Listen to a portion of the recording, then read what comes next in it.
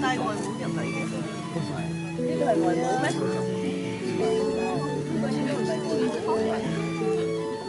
應該佢帶喎，室房應該係周日是，大神，大神，因為他們經典文型啊，應該可以入好啊。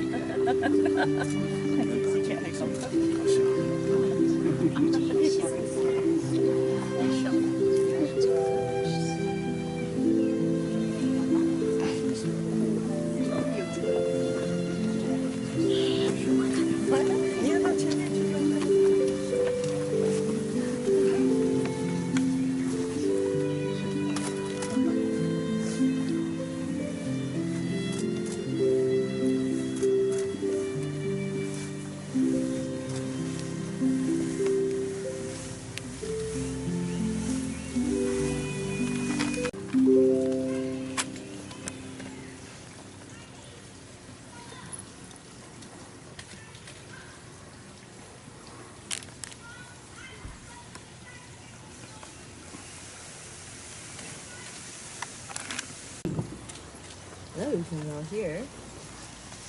So, good afternoon, everyone. Welcome to an event that's been years in the making.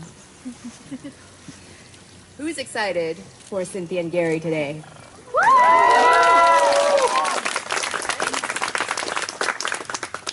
My name is Wendy, and this is my first wedding. So when Cynthia and Gary asked me to officiate, I got a bit excited because today I get to ask all of you to call me Reverend Wendy. It's amazing what 10 minutes on the internet can do, folks. Officially, I am an ordained minister by the power of the internet. And here I am under these beautiful flowers with you all beautiful people today. But in all seriousness, Cynthia and Gary both are like family to me. I've known both of them for over 15 years, and it is my honor to be able to take part in today's ceremony. So on behalf of the bride and groom, I want to thank each and every one of you for being here today. Friends, family, groomsmen, bridesmaids, loved ones. You all are the people who have known Cynthia and Gary. You grew up with them, you went to school with them, you worked with them, and you've seen them through their journey, the ups and downs, and sometimes the sideways. So it only makes sense, naturally, that you all are the ones here to share in this special moment. I do have to say, though, that if anyone at this time has a just reason for why these two should not be married today, please speak up and we'll find you the nearest exit. All right, so Cynthia and Gary, come a little closer here. Hold hands. So we're finally here. We made it. We talked for quite a bit about this, haven't we? Today is your day, and wow, what a journey it's been. So I promised Cynthia I would keep the embarrassing stories to a minimum. So I'll take only a brief moment just to share a few memories that highlight just how special these two are. Cynthia, starting with you. When we had first moved in together, Cynthia, you had got to know a little bit of the chaos that was in me. I remember one morning we were at home, and this was after my car accident, and I was jobless and I was confused on what to do next. It's as if you sensed that I was in need. I remember you invited me to help you create the most picturesque bowl of soba noodles. I still remember that to this day, by the way. And while I sat there devouring it with you, without judgment, you listened patiently to my rambles and incoherent rants, and you told me, it's okay, Wendy, to take a break and the world will not collapse. And that I would be able to get back up when I'm ready. So Cynthia, that day you demonstrated that quiet resolve is strength, and you taught me that there's courage in being kind to yourself. Thank you. Gary. So in high school sophomore year, oh yeah, those were the dark times.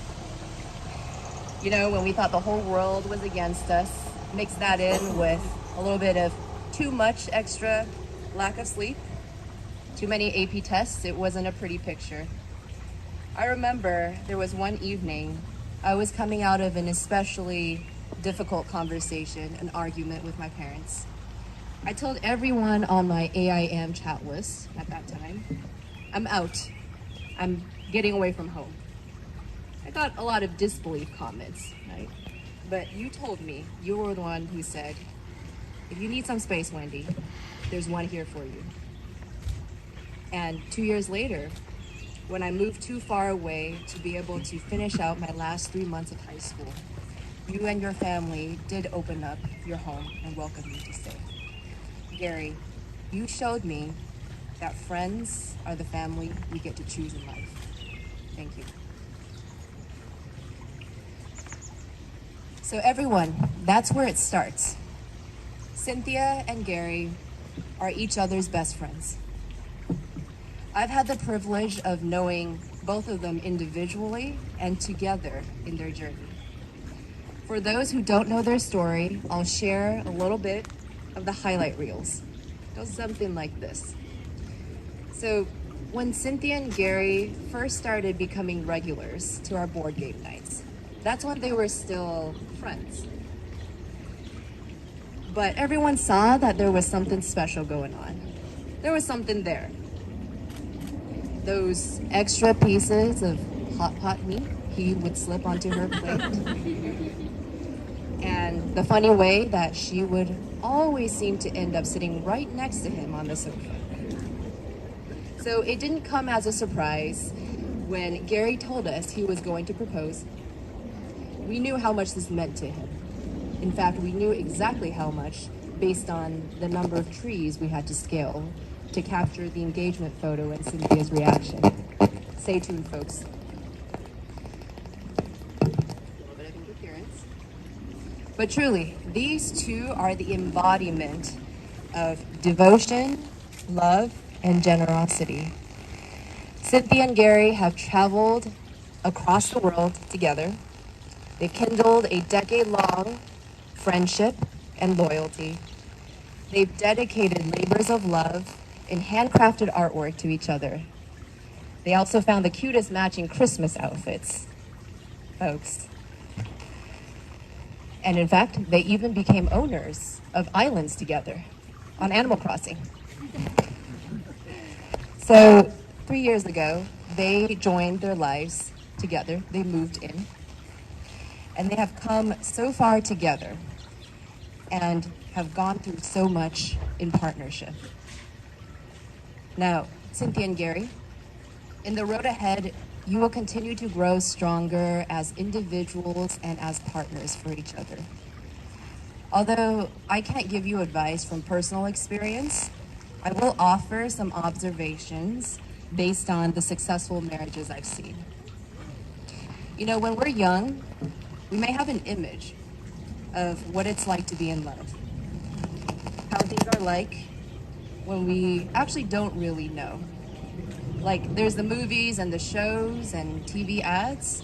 Handsome, strapping man meets beautiful, kind-hearted woman. They have this fiery spark, and it's romance off into the sunset. But as we grow up, right, and go through the hardships and heartaches, and joyous and stomach-flipping butterflies, we get wiser. Everything that you want in life, everything that's worth having, it takes effort. Even if you're with someone for a long time, if you don't nurture that love, it doesn't continue to grow. So I don't want both of you today, after exchanging vows and rings and walking away, and you think it's done. No, I want it to continue to grow for both of you. I want you to realize that when you say these vows and you put those rings on, it's not really the promise of eternity, but rather a promise that no matter what, for however long you are together, that you will have it in your heart to continue to fight and to try. So at this time, I'm going to have both of you share the vows that you have personally written for each other. And we'll start with Cynthia first. Sketching dragons, arms cluttered with friendship bracelets, your warm smile. After school, you'd send me spontaneous, smiley interspersed messages on AIM and Linkin Park songs. I found myself looking forward to our mundane adventures at the hospital, drawing together, and the ease of our friendship. As we grew closer over the years, we didn't always see eye to eye, but you saw me as I was. When you told me you loved me, I already knew. Because even with all my scars and insecurities, you saw me with your heart and never stopped trying. With you, I felt safe and loved. No one had ever loved me this deeply before. Thank you for loving me as I am and encouraging me to dream, make art, and grow toward my best self. You are the most amazing, deepest ocean of kindness, patience, and creativity, all bundled into the humblest person I know. You give so much of yourself, tirelessly trying to help others because you care so much. I love how vibrantly you see the world, your curiosity to try new things, even though you're still trying to convince me to eat bugs, and the way your eyes sparkle when you talk about your grandparents. While we've been through tough times, and there will be harder times, I promise I will be by your side no matter what. Thank you for your unwavering confidence in us. I promise to cherish you for who you are and for who you are yet to become. I promise to try your latest food experiment, as long as there are no bugs in it, and share in your joys, sorrows, and dreams. I promise to love you faithfully for as long as I live. You are the love of my life, my soulmate, my best friend. Memories with you that one day we can compile into an illustration book and reminisce, with our hairs grayed and smile lines deepened. Whatever the future holds, we'll face it together.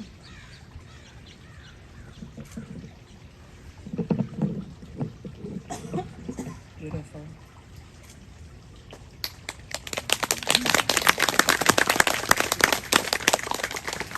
Now we'll have Gary read his vows to Cynthia. How am I supposed to follow that?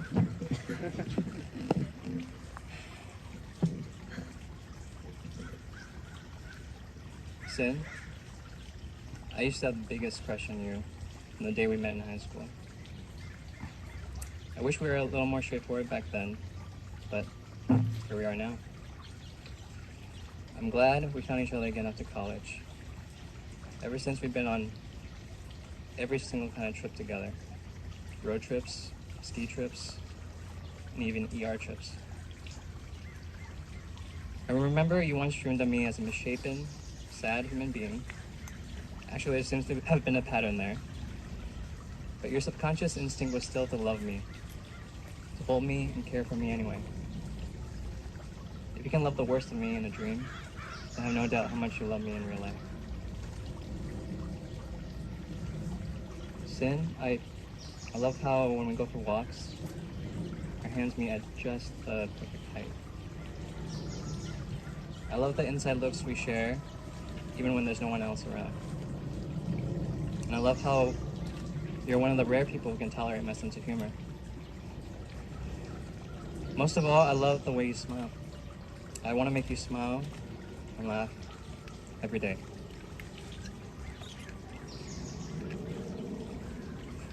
Sin, sometimes when I feel down, distraught, full of doubt, when I don't even want to get out of bed for days, you've been there for me and made me lattes. I promise to hold you and keep you warm when I can, and even be okay with turning up the thermostat up a little too high.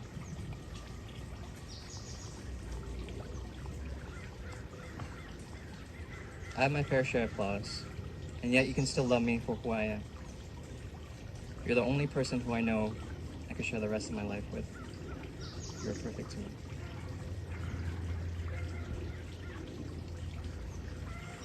I promise that I will stand by you through the worst of times, through the best of times, through the strangest of times, each and every day. I love you.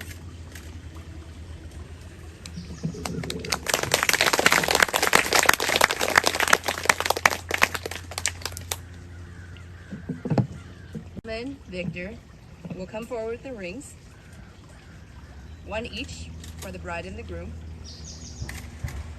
I'll take a look here. Here's the rings. So the ring is a perfect circle. It has neither a beginning nor an end, which symbolizes the love between the two of you will never cease. By putting these on, you are saying that even in your uniqueness, you are committed to being bound together.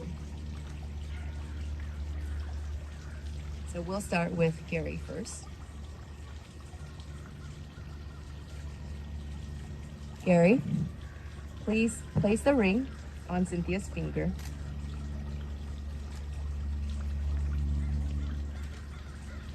Gary, with this ring, do you take Cynthia to be your wife, to have and to hold from this day forward? Look at her. For better, for worse, for richer, for poorer, in sickness and in health, to love and to cherish always. I do. Nailed it. Now, Cynthia's turn. Cynthia, please place the ring on Gary's finger.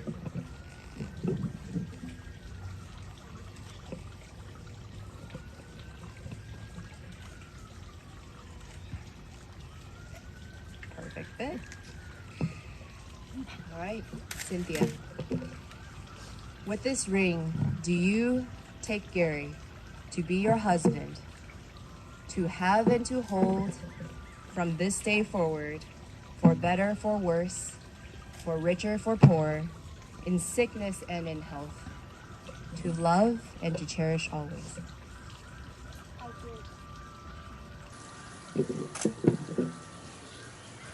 Nailed it, guys.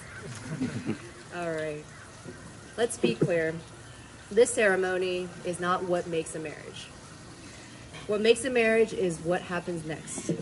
The next day, the next week, and the years to come.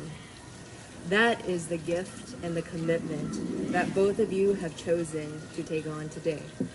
You've expressed your love to one another by the vows you just made and by the rings that you just exchanged. It's with this in mind and in front of your loved ones, friends, and family most dear, by the authority vested in me from the state of California and the internet, I now pronounce you married. You may seal this vow with a kiss.